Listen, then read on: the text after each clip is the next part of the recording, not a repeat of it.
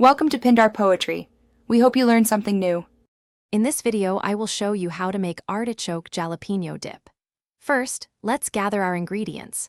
You'll need about 1 14-ounce can of artichoke hearts, 2 medium jalapenos, and a block of cream cheese.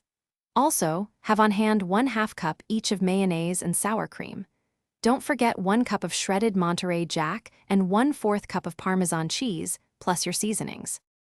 Now, let's get everything ready for mixing. Start by draining your artichoke hearts well and then chop them into small, manageable pieces. For the jalapenos, carefully remove the seeds and membranes to control the heat, then mince them finely. Make sure your 8 ounces of cream cheese is softened to room temperature.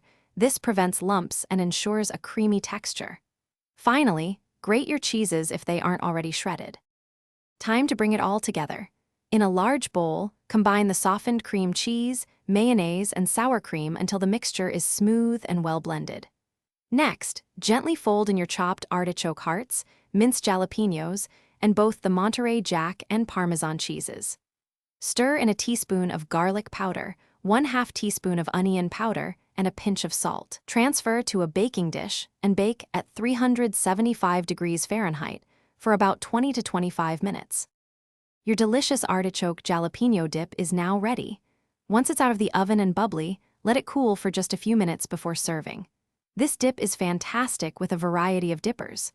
Try it with crispy tortilla chips, warm pita bread, or even fresh vegetable sticks like carrots and celery for a lighter option.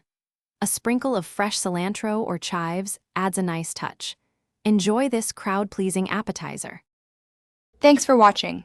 Consider subscribing if we helped you.